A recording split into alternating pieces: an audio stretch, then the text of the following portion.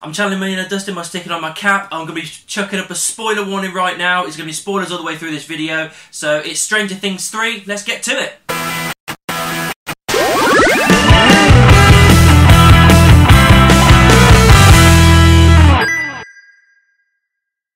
Hi guys, welcome to Bird's Eye View, and this is going to be my spoiler review for Stranger Things 3. Before we begin, don't forget to like and comment down below, subscribe, ring the bell so you know when I can be doing videos. I do videos every single Wednesday, so make sure you keep a lookout for those. Also, look to the end of this video so you can find out you can save 15% on some awesome clothing. So, Stranger Things 3, released on July 4th. It's all around the July 4th, Independence Day holiday. And I like the fact that Stranger Things always do that. Whenever they have like a theme like Halloween and everything, they release it on that day, which I think is always really awesome. So like with the next one, if they did like Thanksgiving, they could release it on Thanksgiving or whatever. So I've always thought that is awesome that they do that. It's just a nice little bit of kind of fan service type thing. And yeah, so let's kind of like break down what's going on. As I've said, there will be spoilers all the way through this video. And it's a pretty decent season, if I'm honest. It's always really hard to kind of see which season is better than the last, and because all these seasons are really consistent. They're all a lot of fun, they've all got a lot of heart, they've got a lot of depth, they've got a lot of characterisation, they've got some awesome callbacks, some awesome kind of nostalgia moments, some awesome kind of like a tip of the cap type things, and everything about it it's just fun, especially for someone of my generation that loves that kind of stuff, and they're making it just feel good for some people like me. I can never come away from a Stranger Things going, that was crap. There may be other moments that are better than others, but I've never looked at it and gone, I didn't enjoy that. This season was just as good as the last two. Everything they did with Billy, I really liked. I saw in the trailers that potentially he was going to be taken over or infested by this, like, the Mind Flayer. And that, to a point, ended up being true. He's controlled and everything. And it seems to be like the Mind Flayer was left in with them, and then you've got these Russians trying to open up the hole again once it's been closed, and then this Mind Flayer is building himself up with bodies, and he's taken over Billy. They've taken over all these other people, and they all end up like falling apart and merging into this massive fucking Mind Flayer thing. And I liked all that because that was like the horror kind of creepy element, just seeing these people just fall to nothing and just add to the body, and it was creepy as hell. But I also like how they used Billy as like this kind of drone to kind of put things together and everything, and because Billy was a dickhead character, and he was even more of a dickhead in this, not necessarily by his own admission, but it's being controlled. But the actor, I think it's Darcy Montgomery or something like that, the Red Power Ranger, he did a great acting role with this. I really enjoyed the moments I had with Billy. It felt tense, it felt, it was terrifying. The kids, all awesome. Millie Bobby Brown obviously shines as 11 as usual, but everybody else got their times to shine and everything. It was all about growing up in this one. There's a few people out there going, oh, it's a little bit kind of teenage lust and all this stuff, and it doesn't really bother me that, because it's expected at that time. You're 15, 16 years old, and you're figuring out that you like girls, you like boys, or blah blah blah, and figuring out where you are in the universe, and you're realising you're not young anymore, but you're not too old yet. And there was no one that's struggling more than Will, and he wanted to keep doing the D&D thing and everything with his, and even at one point he's trying to do it. It's just not landing anymore, because everybody's interested in girls and going out and doing other things, going to the mall and the cinema and shit, and they'd rather be growing up and doing other things. And it's all part of building up that, becoming a teenager, a proper teenager. And I really liked it. It's like Will wanted to be a kid still. You've got Dustin coming back from summer camp and just struggling because no one's around for him, because everybody's bugging off and making out with each other all the time. You've got Steve figuring out what he wants. You've got this new character that he works with figuring out that she's a lesbian, she likes girls, and everything about it. Just, I think the characterization of these characters was done really well. It's exactly what you would kind of expect at this point in your life. You're figuring out who you are, what you want, what you like, and realising that there's certain things you have to leave behind. Hopper was amazing in this, just because he's becoming this like overprotective dad of Elle, and then giving like Mike bollockins. And Mike was being a bit of a dick sometimes, but I still like the character, just that he was being a bit more of a dick. Again, it's part of the growing up of being a teenager. You get teenage angst, you get pissed off, especially when someone's telling you can't be with the person you're being with, or you have to reduce the amount of time you're being with that person. And I love the scene with him and Hopper in the car, and Hopper getting pissed off. It's like, you wait till you see crazy and shit like that. It was all done really well. I also love the relationship of Hopper and Joyce. Just, you want them to get together, and this whole season is them building up to that point. They're like an arguing married couple, and what's his face, the dude with the beard and glasses, I can't remember his name. He calls them out on their shit 2 or 3 times, just like, you two need to seriously get together and sort your shit out because we've got more important things going on. Their arguments and everything is just brilliant. It adds a little bit of a comic effect and everything. It felt really kind of 80s detective cop mode with those two and everything, especially with his flowery shirt and everything. I love the whole thing with that. I really enjoyed it, and you're building up to that point of them getting together, or at least starting to get together, and yeah, everything about it was fun, it was hilarious, and it was earned. With Stranger Things, obviously there's going to be like nostalgia or callbacks or nods to like 80s nostalgia type things, and they've done it quite a lot in the other 2 seasons. They're doing it again in this, and there is nothing more evident than the Russian, the guy that's basically the Terminator, built like a brick shit house, chiseled, beating the shit and killing people. It's obviously a Terminator thing, and there's a few people out there going, oh, I didn't really like it, it felt like it was ripping it off, but for me it didn't bother me because I expected it from Stranger Things. It's like a little, like, nice little nod, and I liked the character. It did remind me of the Terminator, but in a really good way. Every time he was on screen I was like tense and terrified, like fuck, who's gonna get their ass kicked, who's gonna get killed, and it was good, it was a cool character. The guy from Princess Bride and Liar Liar ended up being the mayor, and he didn't really have much to do, to be honest. It was kind of like a throwaway character, but it was enough for me to go, ah, that's the dude from Liar Liar, that's the dude from Princess Bride. Yeah, it was fair enough. I mean, it was a kind of, it was a real kind of campy, comic-y kind of arsehole mayor character, you know, his big cigars and his braces and shit. Nothing really amazing, but it was just a little bit of extra fun added in, especially when Hopper was getting really aggressive with him and beating the shit into him to get the information he needed. It was all kind of Magnum PI kind of cop stuff that I really enjoyed with Hopper, and you know, if he was a means to an end, then yeah, it's what it is. The relationship between Steve and Dustin, just evident, awesome, absolutely all of it, just this big brother little brother thing, and they're all trying to figure out, the two of them and the girl that he works with, they all figure out that there's actually a secret base underneath the Starcourt, I think it is Starcourt, the big shopping mall where they work. And they're trying to open up the gate again. They've got this green stuff that they're just powering the machine with to try and open it up.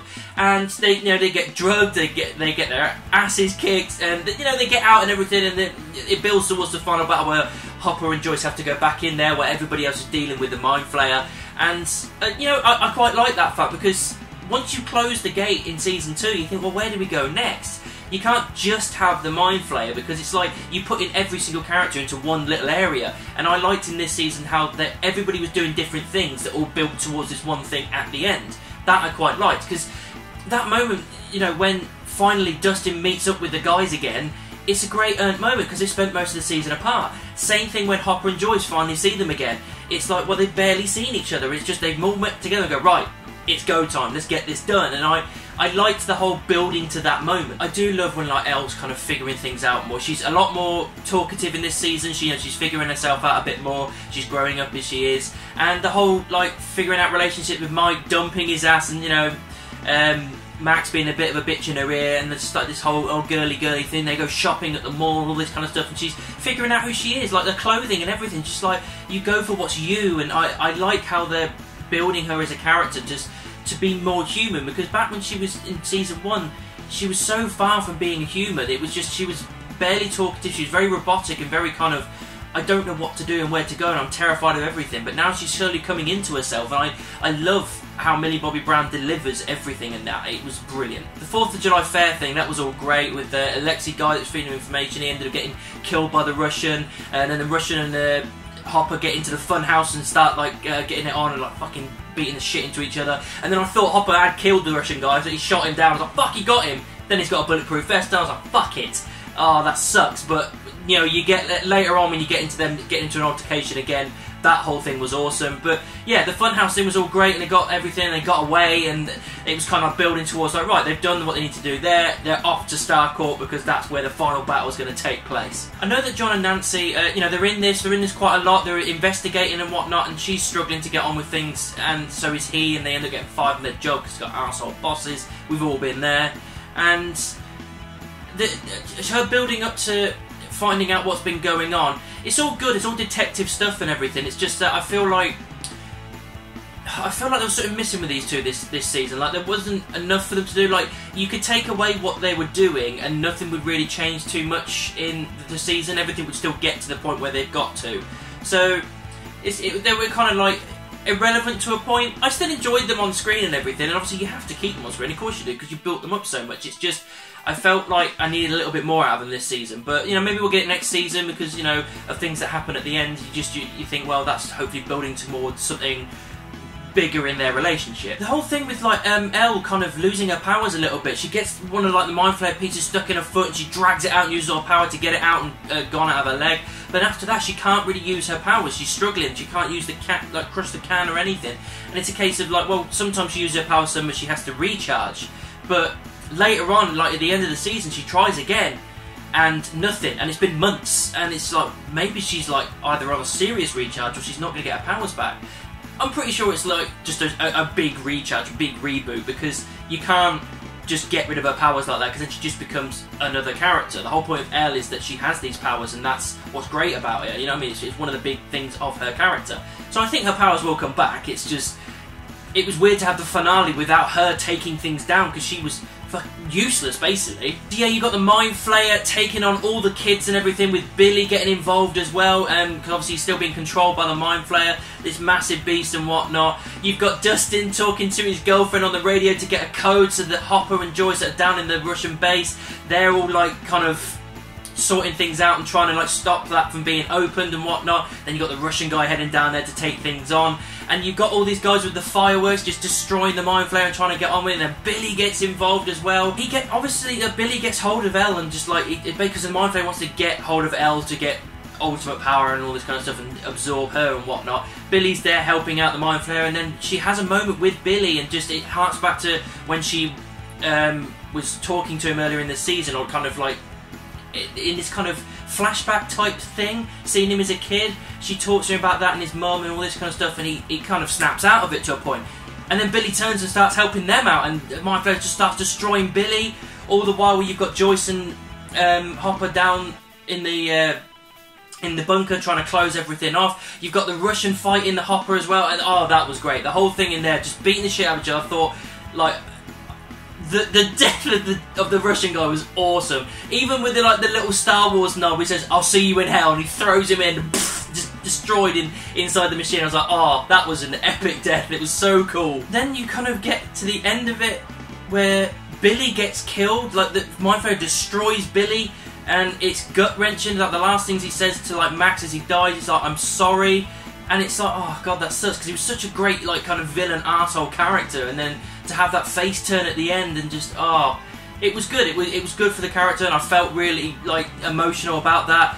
But then something else happened that kind of just like took over all of that. Hopper's death. Oh, just she's about to turn the keys and everything, and he's looking at her going, you can't wait, and he's just smiling like upset, just like, you need to do what you do to shut it down, and he can't get away from the gun quick enough, like the machine to the.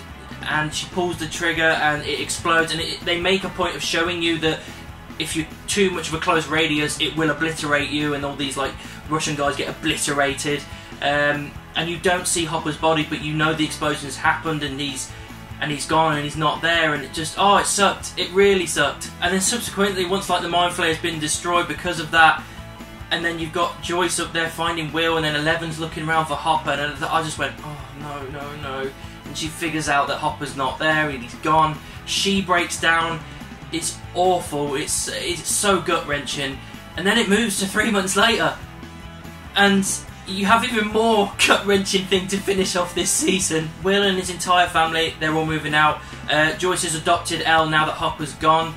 And they, as they said in the start of the season, are moving on. They all move out of the house and they go. It's an emotional goodbye from everybody crying, because obviously they're leaving friends, girlfriends, and all this kind of stuff. And you know, you've got all these moments with all these characters and everything. Elle still not being able to get her powers together, and then on top of that, as it's like the montage of them all saying goodbye to each other, Elle finds the note that Hopper never gave to them to talk to her and Mike about relationships and stuff. And the whole like thing with him talking over the top, the emotions, and just, don't let me drag you down, you keep growing up, and just leave the door open 3 inches. The whole thing was great, with a stripped back kind of David Bowie's Heroes over the top as well. The whole sequence was awesome, heartfelt, earned, and I was filling up just like, oh, this is really hitting me harder than I thought. I mean, it was bad enough like losing Tony Stark in Endgame, and now we got to fucking lose Hopper as well. And just the whole thing just was amazing. It was really well done, and then they finally just leave. And that's pretty much it. The season ends like that. We do get an end credit scene where you find out the Russians have still got a Demogorgon alive, and they're feeding it to people, and there's like a tidbit of maybe that Hopper's still alive because he said leave the American, and they grabbed someone else to feed to the Demogorgon.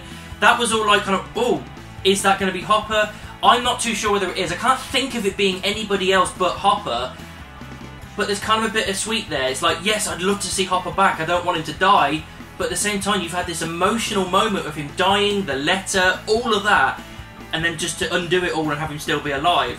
It all depends on how they do it. It really does depend on how they bring him back, and whether they'll go, that was earned, that makes sense, or whether they'll go, well, I think you probably should have kept him dead because it takes away that emotional moment that we had at the end of this season. Overall, guys, Stranger Things 3 was, for me, just as good as Season 2, Season 1. Yes, it had its moments where I was just like, well, I wanted a little bit more here, a little bit more there. But, you know, it's the same thing with a lot of things. It's like, I always want more, everyone wants more. But, you know, if there's more seasons, you're bound to get it at some point.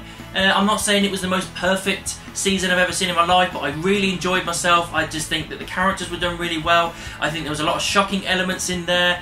And it's building these characters growing up and moving on, and I think that the Duffer Brothers wrote it right. I think everything worked fine. If Hopper is still alive, great, but I'm not bothered if he doesn't come back because of how emotional the end of this season was because of it. Yeah, it's not like fucking 5-star, but I think that is a good, solid season. It's just as good as the other two, and I think it's fair to give this season a high 4 stars. Time to save some money on some clothing. This video is sponsored by the Glory Collective. Apparel, accessories and prints. Use promo code GLORYBEARD15 to get 15% off all purchases. The Glory Collective. For the seekers. So that's my thoughts on Stranger Things 3. What did you think about it? Let me know down in the comments. Make sure you subscribe and ring the bell. If you want to find me on social media, check any of these. All links are in the description, and I'll see you soon.